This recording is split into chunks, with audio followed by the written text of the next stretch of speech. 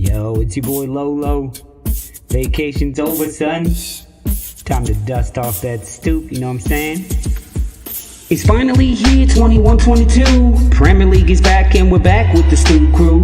Mark and Lolo on the stoop talking nonsense, not doing research, just talking from the content. James is back in action talking nothing but leads. Naji's running with the facts, being the villain that we need. Can't attack the German gunner and Liverpool Chris. Jazz rapping Man United, Lawler taking the piss. So sit back, don't relax and get your comments in, cause we're back on the stoop, so let the nonsense begin.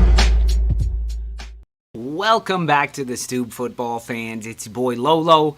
I am here in the basement today. We should be on the stoop, I know, but it is ridiculously hot and has been threatening to rain all day, all afternoon. It's crazy muggy. The mosquitoes are eating me. So I said, please stay at home, Mark. I'm going to do the show from here, and I'm sure he's around here somewhere. Mark? Mark? Are you here? Mark? There I am. What's going on, man? Hey, welcome back from your little vacay, staycay, wedding extravaganza. I got to tell you, it's so humid. Even inside, my glasses are just like fogging up here. Either that or I'm losing my eyesight in my old age. So, no, Mr. Time, stay away. Woo! Yeah, it's a good one. It was... thank you for that. I had a good weekend away at a buddy's wedding, and it was actually like a boys' weekend. Two of my good old friends that we were all friends with the groom. We all kind of got the weekend off. Was that Bo and Luke Duke? Yes, it was, exactly. Couple of good old boys? But it was fantastic. Weddings are, it was a lot of fun. And it was actually in a place where they refused to put cell phone towers in this entire county. So as soon as you walk out of the Wi-Fi, like in the middle of the town, it's crazy. Middle of the town, no service.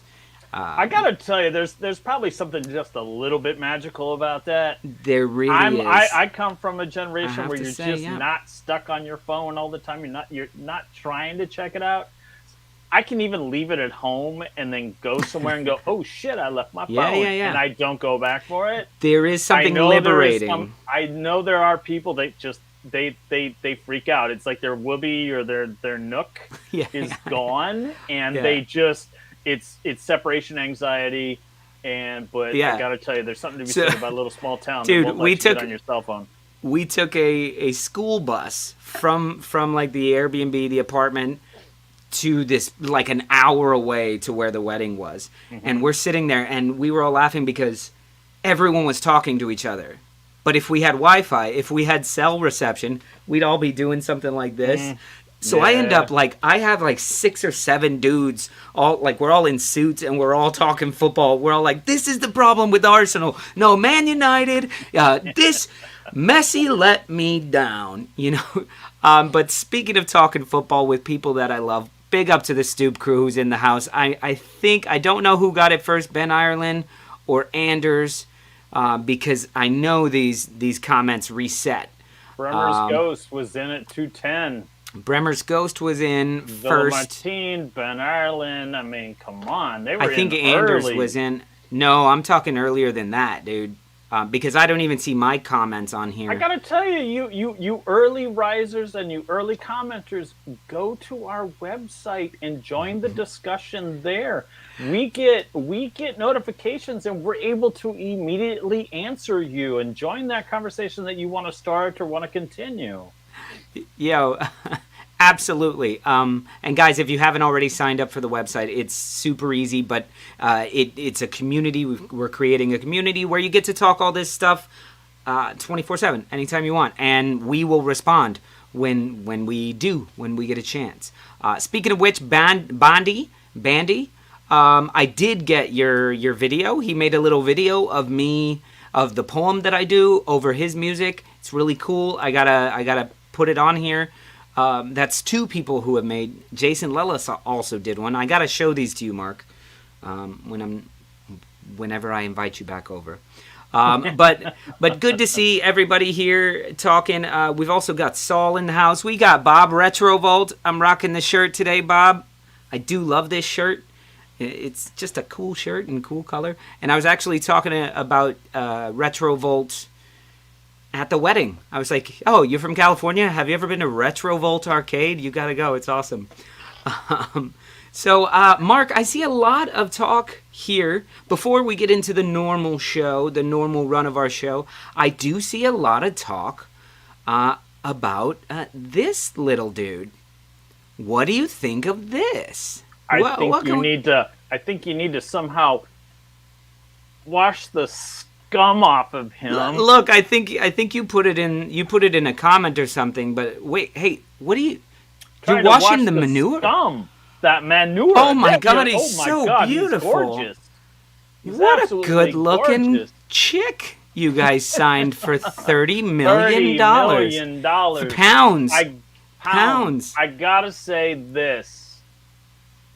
Y'all protect him when the Wolves play him, because we're gonna break his knobby fucking knees. That fucking sliding tackle he put on super late on Trincao. Fuck you all motherfuckers, we're coming for you. Wow, Mark, I didn't realize you hated beautiful Dan James this much. After what he tried to do to Trincao, I am fucking angry about that. Wow, and not try to do, I think he did it. No, he did. I think he did it. We'll get into that when we talk about red cards and penalties later on in the show. But you know who... Sounds like a dish from New Orleans. You know who you sound like right now? And I think maybe you've been spending too much time with him.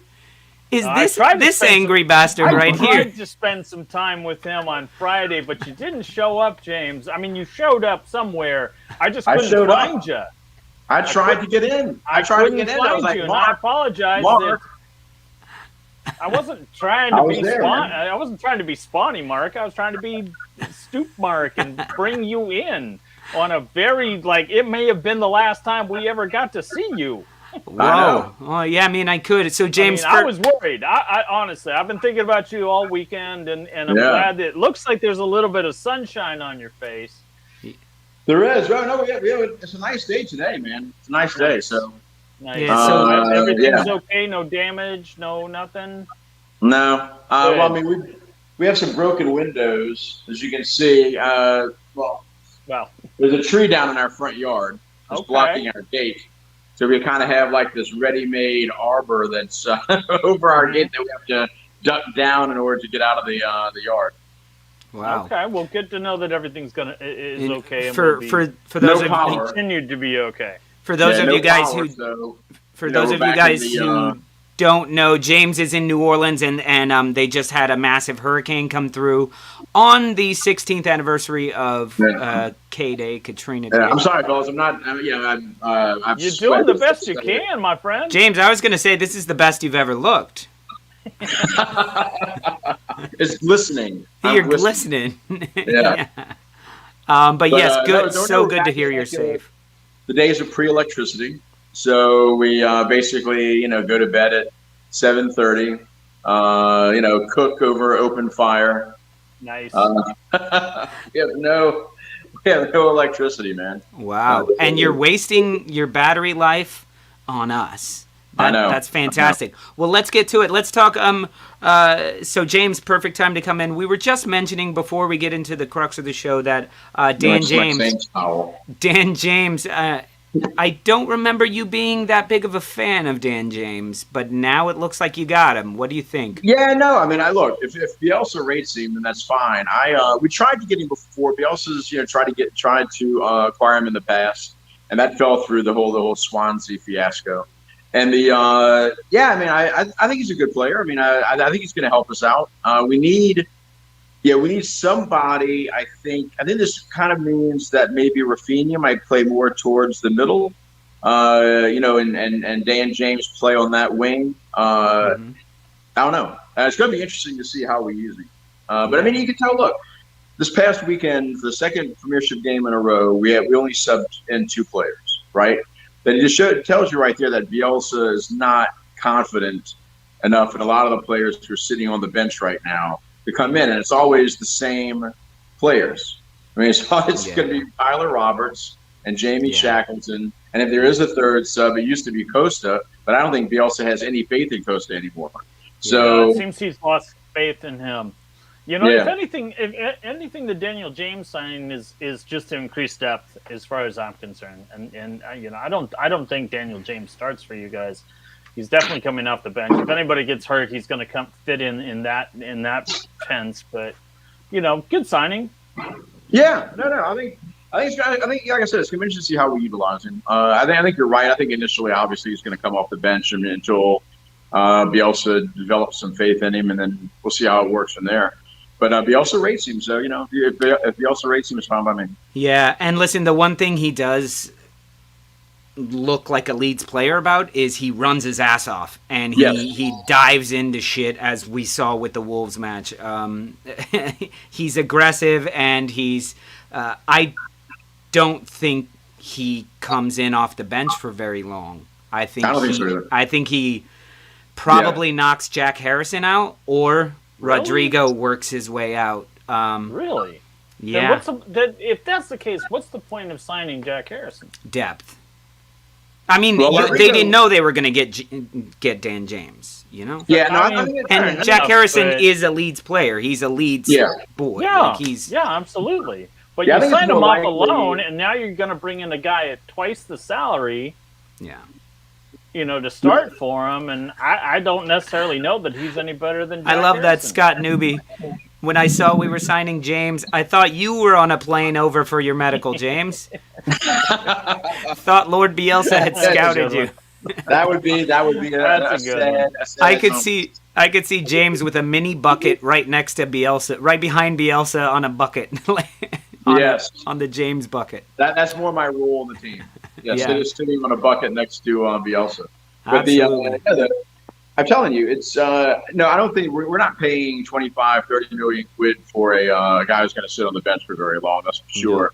And he's not that Rodrigo, because this is going to be our main signing, and he's costing more than Rodrigo. Yep. I mean, I think we paid 27 million for Rodrigo. Yeah. Yep. We paid 30 million for Dan James. So he's going to play. I think the more likely scenario is you're going to see Rafinha move towards the middle more. Yeah. And play that central attacking midfielder role. Yeah. So he'll play like a hybrid winger, central attacking midfielder, but play more in the middle. How does that affect Calvin Phillips? Well, I mean, Phillips did that with Pablo Hernandez. So Phillips knows how to play with someone who plays in the central attacking midfielder role.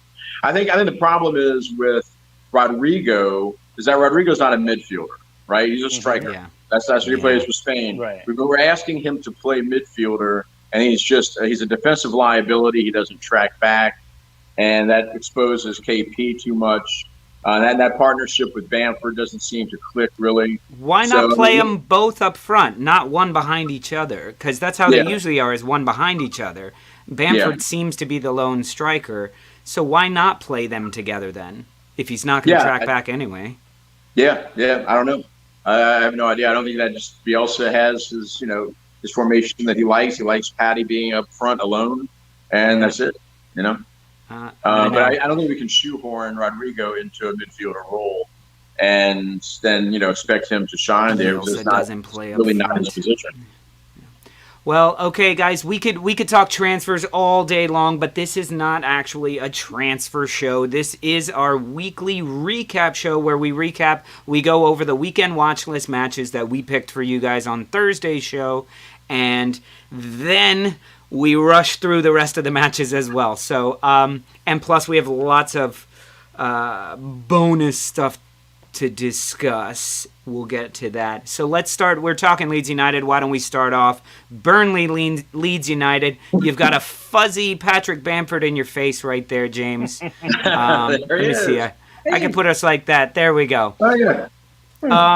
So, guys, we picked this match. We didn't. The fans picked this match to be on the weekend watch list. But then when we were talking about it, the things that we kept saying were, you know what, this is going to be a battle. It's going to be dirty and rough. Burnley beat the crap out of people when they play. Old school. That's exactly what we got. And I think a 1-1 is a fair result. Mark? I honestly, I think this is more. I'm not sure. Look, hold on. scratch that. Let's back up. I'm not really sure what this match proved. Did it prove the toughness of Burnley, or did it get that? Or does it prove this? And I don't want to call them soft, but last couple of matches, Leeds is looking a little soft. Bamford's allowing himself to be pushed around. He got pushed around last week by Mina. He got pushed around this week by Barnes. I don't know. I know the ref was letting him play, and there's some questionable calls going on. Yeah, how Burnley Leeds is getting pushed around, and I've watched every match, and Leeds is getting pushed around, and I don't know how I feel about that as a neutral, let alone how maybe James might feel about that. All right, it's on you, Mr. James. Explain yourself. That match was a back alley brawl. I mean, it was. It basically set football back like 4 decades. I mean, it was ridiculous. And like I said, how Burnley finished that match with 11 men is beyond me. I mean, some of those tackles were just horrendous. I mean, they were, oh my God. And I don't know what. Yeah, I don't know what's going on with that team. If that's the only way they can win, or be competitive, that's not a very good commentary on Burnley. Yeah. I mean, that was but then to flip the script, as Leeds got more frustrated with the physicality of the game, their own questionable calls were coming in. I mean, like Calvin Phillips got a yellow for it, but that was very uncharacteristic Leeds play. They kind of stooped to that level, and it was good to see that maybe they're not going to be pushed around, but they got pushed around. Oh, I don't know that. I don't think we want to play that way, and I think that Burnley kind of threw us off. I think we knew we were going into well, at least we should have known, but that's the kind of match Burnley wanted to play after playing them twice last year. So we should have known that was the way that they play, and we should have been a little bit more, I think, prepared mentally. I think just the extent of it. I mean, it just went off the rails so early with Bamford getting tangled up, and then getting thrown to the ground, and then the nasty tackle on Stuart Dallas, and then it was just. From then on, it was like, okay, what are we involved in here? Is this a football match? Right. It was definitely a slugfest. And sharpen up the studs and lay some people out. I mean, it was bad. It was bad. Yeah. And we had one shot on target all match. Mm-hmm. Yeah. Now, did you feel the same way? Hold, because I need to make a point about that where I highly disagree. Well, not fully disagree with, because you didn't go as far as I thought you were going to say, Mark, and saying that was highly uncharacteristic of, and I thought you were going to say Calvin Phillips, and then you said Leeds United, and I'm going to agree with Sorin right here. I was going to say the same point. That was a trademark Calvin Phillips retribution tackle. That was Calvin Phillips going, What time is it? Can I play the rest with the yellow? What is it? 70 minutes left.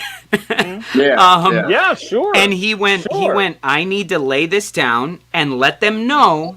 That we're not going to be We're not going to be tossed around. Right. But I think at that point, that's what that's part of what I love about him. At that point, that was Burnley just going, oh yeah, that's Did your wife teach you that punch?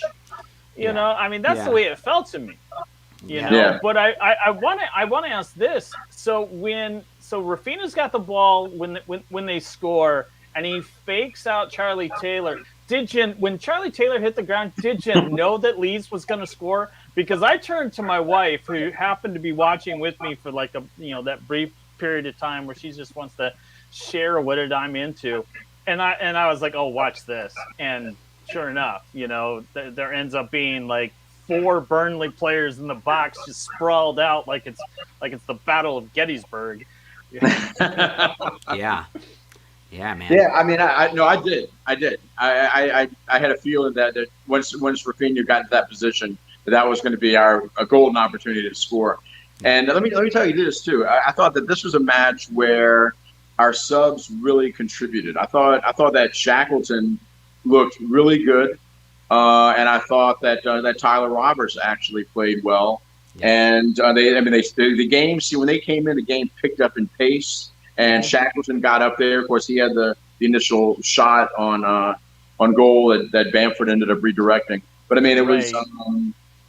Yeah, I mean, I thought that Shackleton really played well when he came in. Really, injected some energy into the side. And I definitely agree. They looked a lot different, and the pace was much different once that wave of substitutions came in. And I thought they were really timely. I think some managers wait a little too late. It's just like let's substitute to staunch the bleeding rather than let's substitute to make that move up the chessboard. Yeah. Listen, but overall, though, overall it was a disgraceful performance by Burnley. I mean, it was it was just really difficult to watch.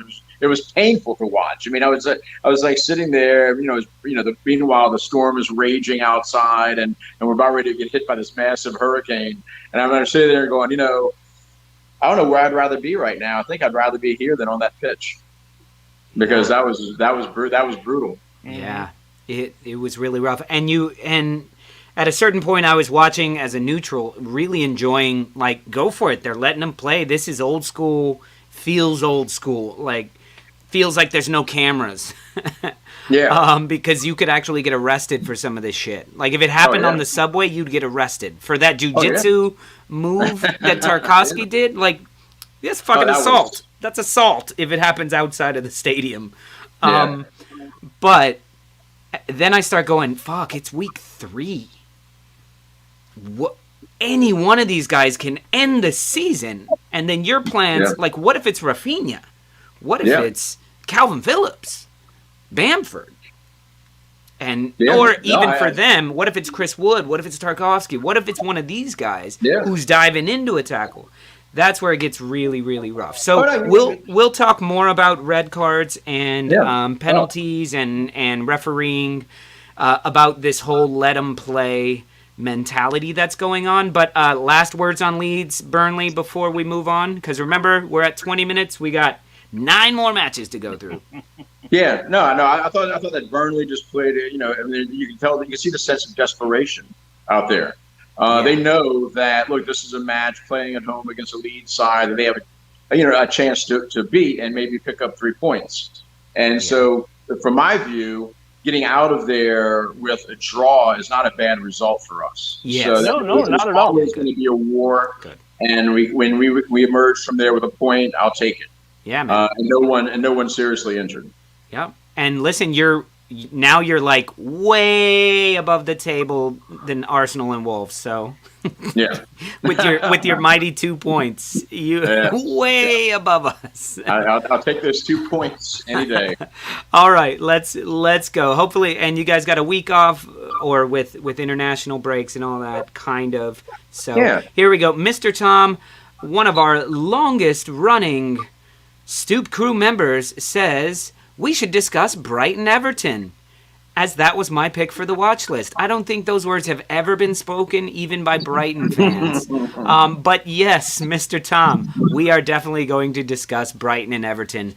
Now, James, I know you don't usually watch everything, but maybe this weekend you were locked in a little bit. Maybe you saw some other matches. Did you see Brighton versus Everton? I did not. Okay, awesome. I just be brutally. I forgot what match I watched in that time slot, but it was definitely not Brighton and Everton. Yeah.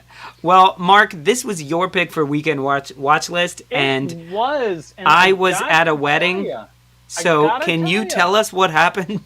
I gotta tell you that I was expecting a little bigger fight out of Everton.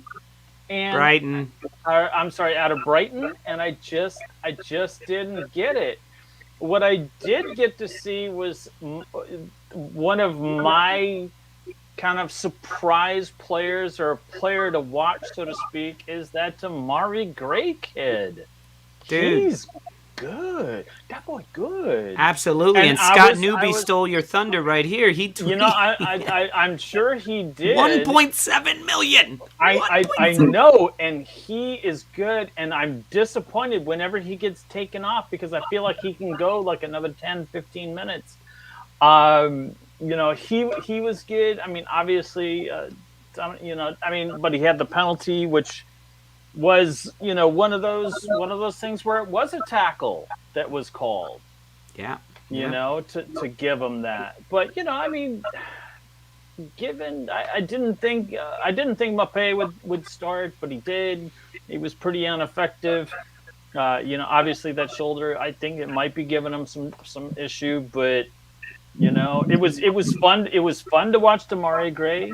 And that's really all I've got about the Brighton game, Yeah, Brighton. I think that once for Leeds, Crescencio Somerville, once he gets to play, I think he's going to be a lot like Demarai Gray. Mm-hmm. Oh, really? I think you're going to see someone with tons of energy and skill, and it's going to remind you a lot of Demarai Gray. They remind me a lot of each other. When I watch Gray play, Somerville always comes to my mind. It's like, okay, just waiting for him to get his opportunity with the big guys. Yep. Mr. Tom. I'll tell you why I picked that match. Sometimes in life, even the girl that is blind, deaf, and has no legs deserves some love. But that's not what he meant. Correctly. I want it read correctly. Sometimes in life, blind, even the girl that is blind, dead, and has no legs deserves some love. That is illegal in so many states. I don't know about England. There's a horror film called Dead Girl that is just ridiculous, and that's what came to mind when you said that. Yeah, Mr. Tom, I'm sure there's an OnlyFans channel for that. But before we move on from this match, I just want to point out, Demarai Gray, 1.6 million, 1.7 million, something like that. We're looking at the likes of Dan James, who could be seen as a flop, a Man United flop. Could be. We all know he can ball. But 30 million, Ben White, 50 million. Even like these other guys who you guys have never heard of that Arsenal bought for 30 million, 26 million. And then they find Demarai Gray, who jumps into the starting lineup. Mm-hmm. Shouldn't all teams be looking for those? Yeah, absolutely. Clearly Everton found him. By the way, congratulations on getting rid of some dead weight. I read that you guys got rid of Willian. We'll see. We'll see about that. That sounds too good to be true. So in many cases too, Lolo, a lot of that comes from your developmental team. So you're under 23. So you can sign those. But they bought him. Like they didn't raise him. They didn't. No, they didn't raise him. I understand when you get like for us, like an Emil Smith Rowe and a Saka, who in the end those guys are free. Exactly. Yeah. Minus what we've invested in them, but essentially they're free. They 1.7 is a bargain for him, that's for sure. Absolutely crazy. All right, well, speaking of dead weight, let's go to Man City versus Arsenal. 5-0. My mighty Gunners fell so hard. But listen, guys, as I was saying, this match we were always meant to lose this match. If we drew, it would have been fucking amazing. If we won, we would have ended the season right there and gone home. But 5-0 is a little out of control.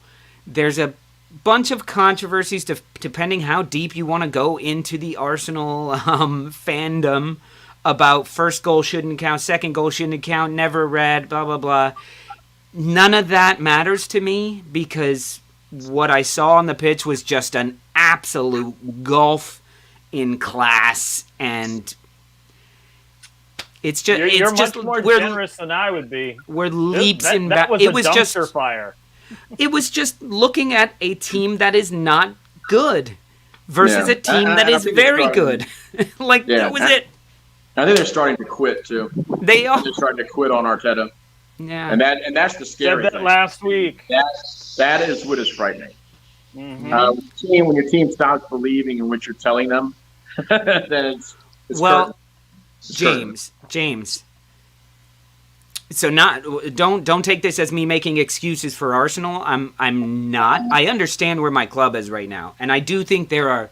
The best part about all this is there's hope on the horizons because there fucking has to be. As low as we are, there has to be hope 10 years from now maybe. But if we look at it, there's 6 of our starters, 6 dead-on starters not starting, not playing, not on the bench. So how can you quit on the manager when you're a backup? This is your chance, right? Right. Why would you quit on the manager? This is your chance. You are failing too. To me, yes, tactics can be wrong. Yes, training may not be great. Yes, you may not believe, but at the end of the day, you're a 20-year-old, 23-year-old who is behind the new $50 million signing, but he's sick right now. Shouldn't you be playing the best football you can possibly fucking play and running your ass off? It doesn't matter if you're down 5-0. Does that not make sense? But it's not happening. So so something's wrong. Either he's not motivating them. Either that should be motivation enough. But it's not. It's not. And that's the baffling. No, the baffling but then your backups. But the backups at Arsenal are all quality players too. You know, I mean, these are not scrubs. I mean, they're not scraping the bottom of the barrel and bringing these guys in. I mean, they're good. They're quality players.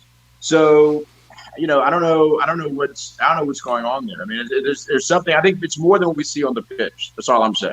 There's something behind in the locker room, behind closed doors, on the training pitch. I mean, there's something wrong that's happening there, and Absolutely. something we don't see.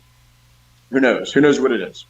Yeah, and this is something that I said last week when someone had posted a blurb or an article or a meme or whatever saying that Arsenal is giving Arteta like 4 more games and he has to have X amount of points. You know, but what baffles me is that the guy you're giving the captain's ban to is acting out that way and gets his red card, and then more importantly, you just got demolished. He's somewhere. His mind is spinning with what I'm about to tell him. What I don't understand, you just got demolished by City. It wasn't even close. It wasn't even fair. And Arteta sent his players out to go applaud with the fans. They looked like, why are we out here?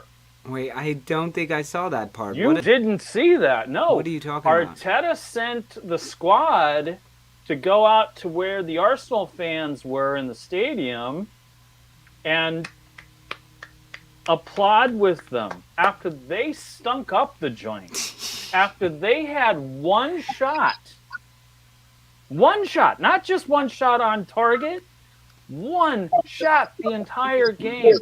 They had the ball for like 30%, less than 20%. They completed less than 150 passes.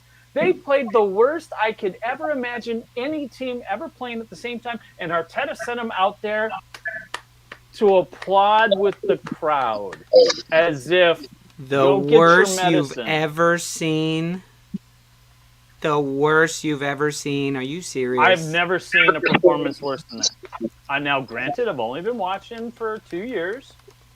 That's fine. Maybe the worst Arsenal performance, maybe. But I don't even think so. I don't even think so. Worst performance I've ever seen from anybody. I've seen worse. One shot. Unfortunately, I've seen worse. I've only been watching for 2 years. One shot, not even on goal. One shot. Yeah. Defense getting burned. Yeah, no, there's just a disconnect with And now you don't have Xhaka for 3 games. You better hope Partey comes back. We better hope everybody comes back. Look, the shining brightness on the horizon is that at some point in the season, none of these injuries are season-long injuries. We're gonna get Ben White back for Norwich probably. And luckily none of our players play international football, so that's fine. So we actually get 2 weeks off. Nobody wants them. And the connection between the youngsters is going to get better. Lokonga's getting better with the team. I'm not as doom and gloom about Arsenal as many people are. And listen, we've started off seasons hot before where we win the first 3 and we finish 8th. Or not win the first 3, but get a bunch of points. Fair enough. And we have runs of poor form. It's usually in December or January. Let's hope it's right now. We could go the rest of the season undefeated. We could. James, laugh it up with me because that's just ridiculous. I know. Hey, all we can say is it's not out of the realm of possibilities. Yeah, I think it would be rare. Yeah, I think it'll make for must see TV. Yes, right, exactly. Yes. At least we can all agree on it would be preferable to Man United winning the league. Yeah, I hope they win nothing, and I hope they sign more players. I hope they sign more players because they feel like they need them. This is so ridiculous. Who was going to sign with Arsenal? Nobody. Nobody. Anybody that thought they were going to sign with Arsenal have gone. No, yeah, our style is like Jimmy, we phoned up Pele and we're like, that. "Yo, do you want to come back?" And he's like, "No." Like we're reaching for frickin' straws here. I'm sure Jack Wilshere will be back in the mix. Anyway, moving on. Let's move on to Liverpool-Chelsea. This was the match of the week. It was supposed to be, and the first 44 minutes were. I would say it was a cracker of a match. Absolutely. Up until that point, I actually had Kai Havertz as my man of the match, man of the first half. He was absolutely fantastic. What a shame he gets pulled in the second half. But what another tactical near masterclass for Thomas Tuchel, who goes down and knows that Chelsea were near dominating that match. Yeah. Liverpool were still in it, but they were near dominating, and you take off your most effective player, and you go, we cannot get out of here with 0 points. And that's what he did, and he did that, and he was like, okay. Yes, and they still created the better chances. Mm-hmm. Yeah, I don't see this as a situation where Liverpool came out of that match with a point. I'm looking at it. They lost 2 points. Liverpool lost 2 points. Toward the end of the season, they're going to look at this game and they're going to go, that is really going to hurt us because with the power and might of Liverpool, regardless of the prowess of defense that Chelsea has, Liverpool should have won that match. They should have been able to squeeze a goal in somewhere, and they seemed happy to take the point. No, but listen, that's why I'm saying it's Thomas Tuchel. He took the hot hand off the attacking to put on 2 defenders. He took off Kai Havertz and somebody else and brought on 2 attackers and was like, at least we have big-ass Lukaku up front. He'll pull a lot of people and we'll get our chances. Yeah, he didn't do so much with Virgil van Dijk on him. No, Van Dijk did a masterful job on him. That was a good battle for sir. And Matip, I would say, was helpful. He was helpful. Yeah. Was definitely helping, for sure. Yeah. So we got to talk about that handball red card by Reece James. The worst part about that to me is that it would have been the defensive play of the season. He made like 4 stops. To me, I'm going, where the fuck is the keeper at this point? This is the 4th time he's touched the ball on the line. Where's the keeper? It was amazing defending, and it is unfortunate. It's the wrong game, my friend. It is unfortunate, but it bounced off of his leg, and it would have been a deflection had he moved his hand this way and let the ball go in the goal. But he ended up doing but he made a forward motion. Not only does he make the forward motion, but afterwards he goes, like, shit. And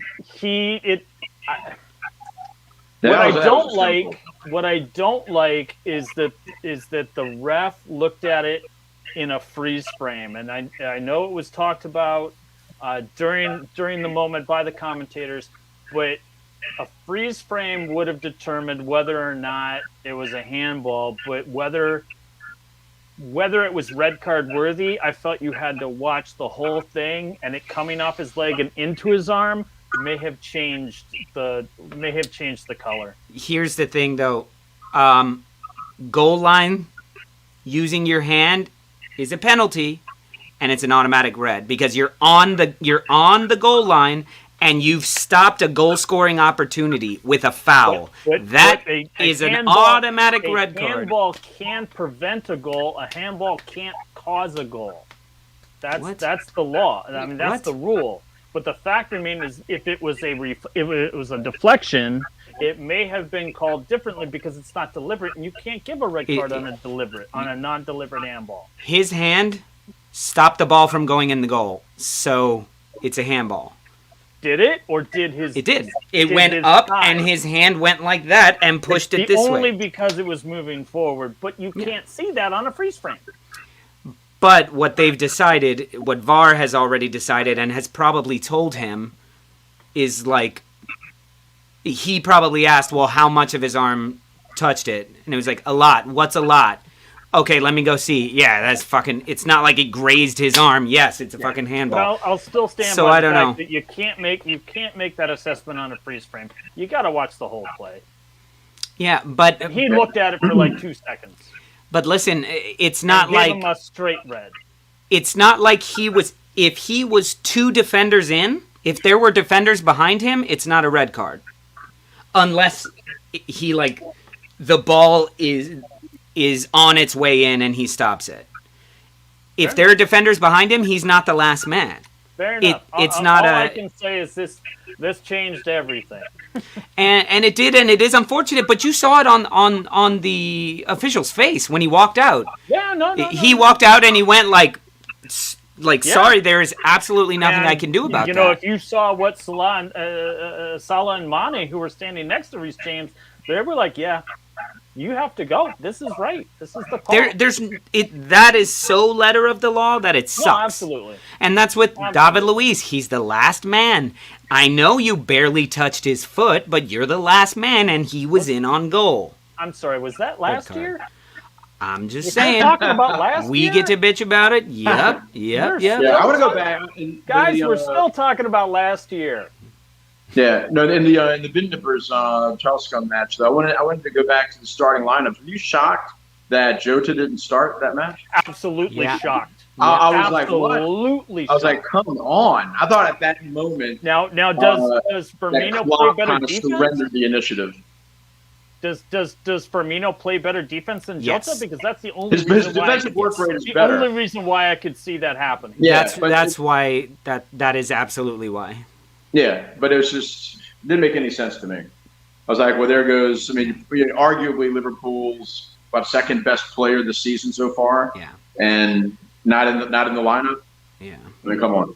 Yeah, Liverpool knew a goal wasn't going to come from slow build-up play. It was going to happen out of nowhere. Free kick, penalty, a quick, fast break out of nowhere from a set piece, something like that. At least that's what I believe. So, yeah. I'll go with that, Lolo. Anyway, we could continue to talk about this red card a bunch, but we're going to start to burn through some of these, but we may not get to every single match, so I'm going to pick a match right now that I really want to talk about, and it is Wolves, Manchester United. We have another Stooper up here, and Mark, I know you're so excited. This is your favorite guy to talk about your team with.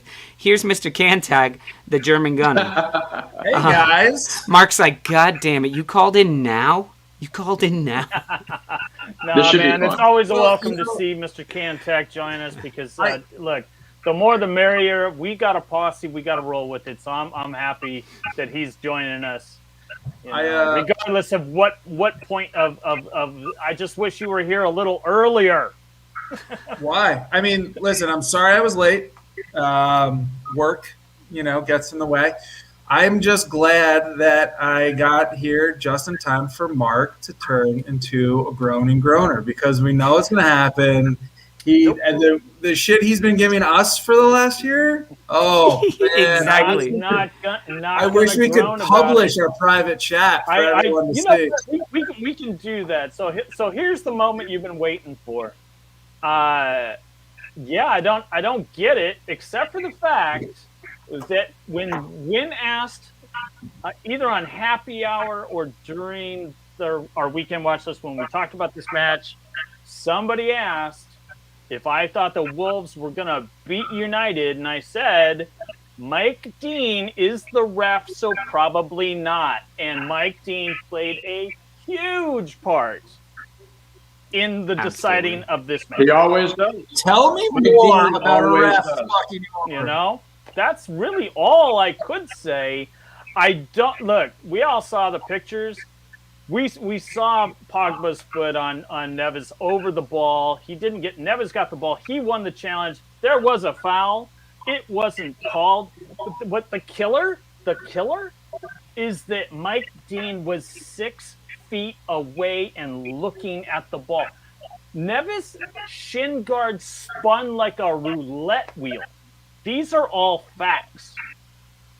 That's all I got. Continuation happened. The Wolves are waiting for the whistle, and I always say, don't stop playing until you hear the whistle. Sorry, Mo. And the Wolves stop playing, and Greenwood scores. Yeah, that's the fucked up part about that whole thing. Everybody's saying, red card. Is it a red card? Is it a yellow card? Is it a foul? I think we can't come to terms with. We can't come to an agreement of what it is, except that it's a fucking foul. He missed the ball and he hit him in the shin guard. Now, does Neves need to fall? Yes. I've been going that over in my head. If Neves falls down on contact, God. Here we go. and that could have been an issue. But instead, he doesn't, much like Bamford did, I think, sometime in last season, where we had all agreed if Bamford falls down in the box, a penalty would be awarded and Leeds wins the game.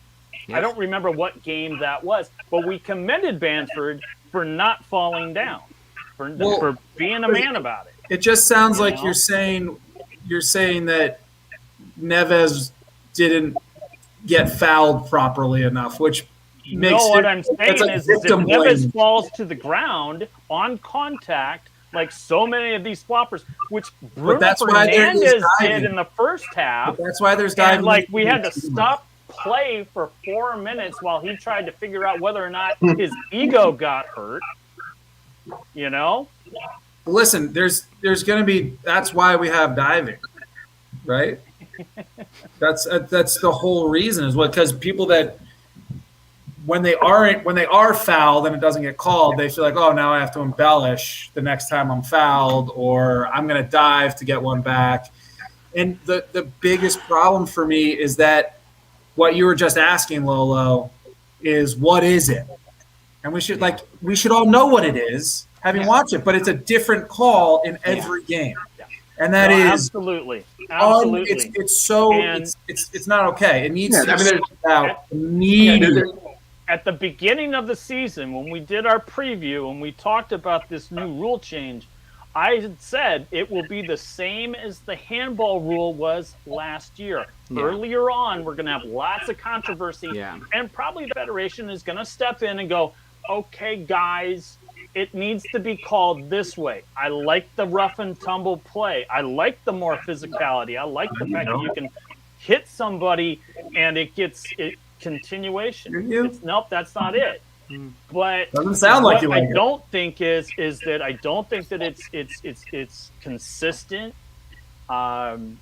Okay, well, guys, hold on, Mark. So that's going to be the end of our actual rundown of all the rest of the matches. All the rest of the matches. Sorry, West Ham, Crystal Palace, Newcastle, Southampton, Norwich, Leicester, Villa, Brentford, Spurs, Watford. But we don't care. We're going to go on to this main discussion, and I couldn't have the Man United logo over James for any longer, Mark. I'm so sorry I had to cut it off. He was about to punch us through this. Can you tilt your screen down just a little bit, your camera down? There you go. Get your beard out of the words. So here's the big thing. We want to let them play, but letting them play is inherently putting decision-making, which could be bias, which could be I don't like this guy, or this guy I know from last year, he likes to go in for two-footed challenges. It allows all this into it because it's not, we're giving, what I keep saying is this season they're giving the refs their balls back. even though there's female refs as well. But they're giving the refs their ball backs and the linesmen because they're telling them, if you know it, fucking do it and call them. And now it's not like, oh, that's a clear foul. Sorry. This is more like, no, I understand how the match is played, which means you're going to have some refs that do enjoy a more physical game, and you're going to have some refs who don't. Well, there's got to be a finer line.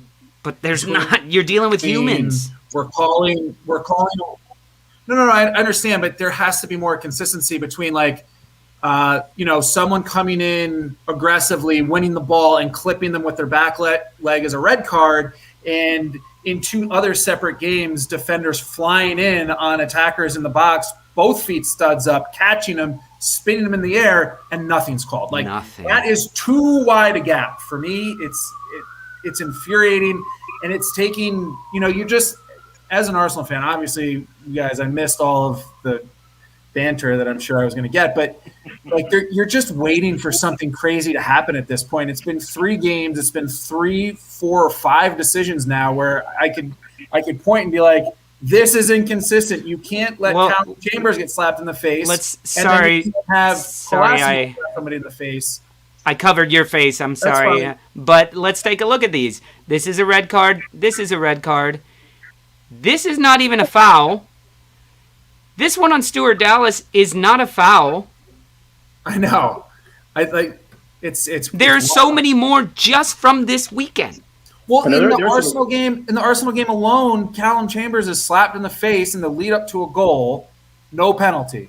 So, Mark, don't roll your fucking eyes. You're doing the same thing about the Wolves game, for Christ's sake. Yeah, exactly. Kolasinac does the same thing to somebody else. I didn't talk about a slap in the face. Like, get out of my way. And I'm talking about consistency of refereeing. But the rule changed specifically for that sort of thing to allow it to happen. Well, that's like VAR. I've said it since my first episode. VAR is why these things are being rewritten every season because there's everything present. But okay, my point is, there's inconsistencies within the same referees in the same games and inconsistencies between how refs are calling them in other games too. Chambers gets slapped in the face, it leads to a goal. Kolasinac slaps somebody in the face and they give him a free kick right outside the box. Yeah. It's infuriating. It's really hard. Like, Arsenal make it hard to watch anyway. The refs are not helping. inconsistencies is very hard to watch.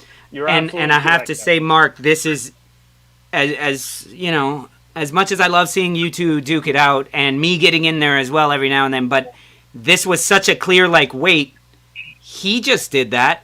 It's not like, oh, he went in for a similar challenge. This is, a slap in the face. And a slap in the face. Sure. Why? What? I agree the inconsistencies. They're totally there. I totally agree. I don't want them. I really don't. I saw a lot of inconsistencies this week, but I kind of foresaw them. This picture of Xhaka, though, that's like 2 frames before. That's the contact. Up. That's the no. He came. He came in with 2 feet, and that's the red card. But when he hit him, his intention, 1 foot had already gotten the ball. Yeah, he'd already won. That's the the crazy thing. The lead foot had already got. Mark, he came in with 2 feet. He came in with 2 feet, studs up. This is I say, you say. This is no. This is me saying yes. He came in with studs in, regardless of the context. That's what I just fucking said. That's what I just said. He came in with 2 feet. This is the moment of contact. 1 foot is on the ground. The trailing leg catches him. The ref goes to pull out a yellow card. Then, who is that? Rodrigo? That was Cancelo. Cancelo then looks up and goes, oh, and starts fucking rolling around and goes, oh, well, that must have hurt.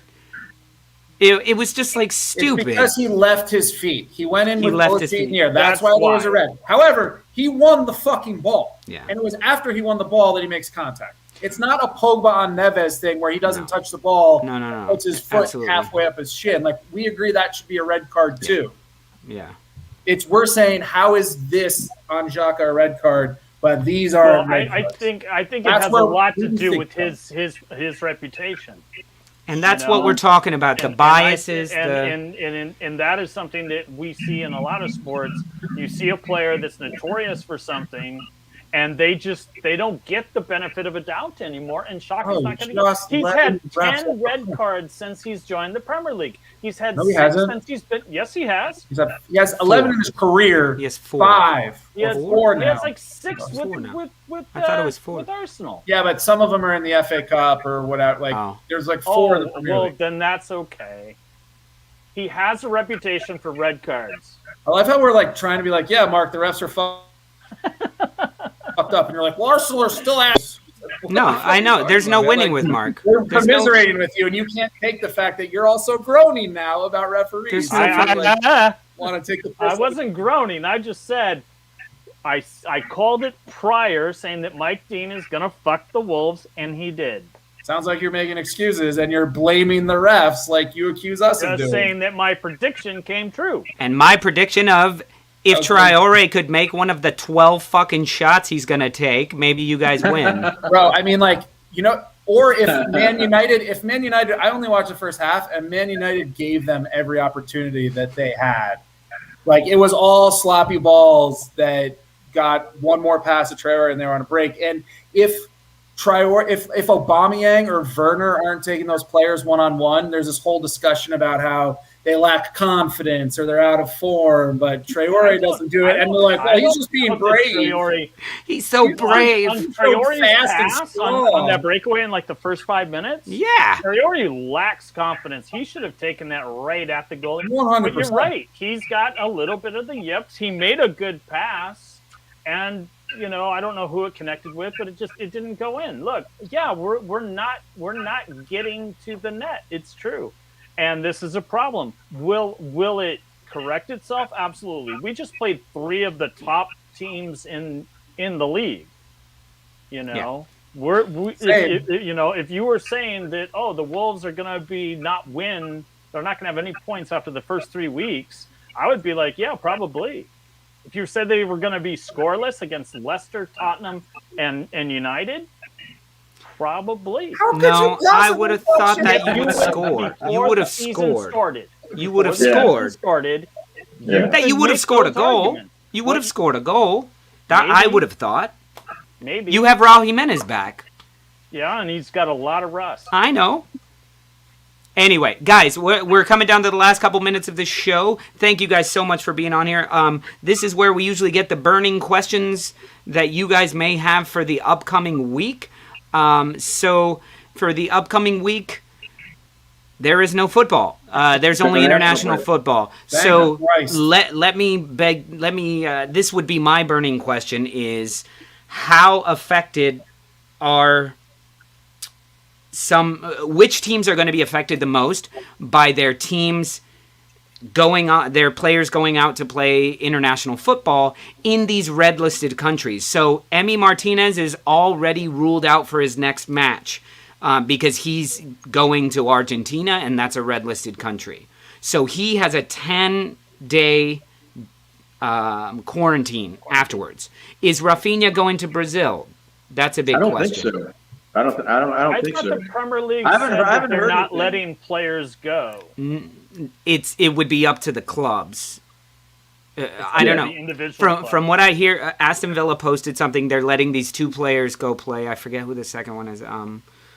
But they're letting the 2 players go to red listed countries. But that means Mo Salah's not going. Yeah. Mane's not going. Right. And initially, it sounded to me like an FA decision, that they weren't allowing players to go to play in realistic countries. I had no idea that the clubs could overrule the FA in this matter. But if they can, I don't think I haven't heard anything about Rafinha going. Last thing I'd heard was that he wasn't, but I don't know. That could change, obviously. I saw Xhaka's really excited. That he doesn't. Xhaka's excited about it. Xhaka's excited to go play football where he's fucking appreciated. Yeah, exactly. And where he knows how to play. Or can he just serve his 2-match ban in Switzerland? That's right. That would be good. I thought it's 3. I don't know. I thought it was a 3-match ban. But guys, before we close out the day, do you guys have any burning questions for this coming week? Yeah. How much does Paddy Bamford play for England? Ooh, there you go. And does he score? Good one. Good one. Who are they playing? Hungary. Oh God. Hungary. Poland, and what's the third? The third is against, I think, some scrub team. But Is I mean, it Belarus? I don't know, but I know they play Hungary and Poland. I think. Wow. They definitely play Hungary and Poland. Hungary will be a tough. Yeah. Hungary's tough. I just hope Bamford doesn't get Hungary's hurt. tough, man. They're a national team that's getting better and better. Yeah. Bamford hat trick versus Andorra on Sunday. So I'm assuming they're playing Andorra. Andorra. And Moldova. From Bewitched. Yeah. Cantac, Mark, any questions? Any burning questions? It's not possible for Arsenal to drop points. Is it possible? I wouldn't put it past them. I wouldn't be surprised if we got docked points for financial fair play or something like that, where Man City and United are spending gazillions of dollars and we're over here on the top of the list of spending somehow.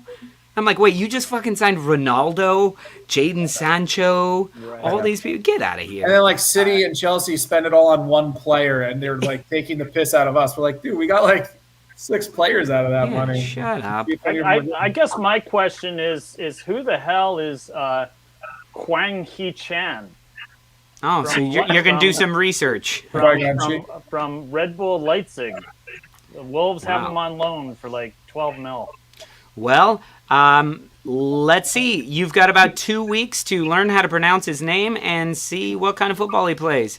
But that's it for us. So all you Stoop Crew members, we love y'all. And if you're not a member of the Stoop Crew, please do go and sign up. Hit that join button right there. You could get access to some of our private forums on the website, on stupidlolo.com. Go there. Let's chat the rest of the week. Let us know who you think should be on the weekend watch list this week and next week. And also, just talk with us all day long and buy cool merch. But, James, I'm glad you're safe, man. Please take care in New Orleans. Hopefully you get power soon. Cantac, thank you for joining me. Mark, I'll see you at pool tonight. Dope. All right. Oh, cool. All right. See you guys later from Brooklyn, y'all. We love you. Yep.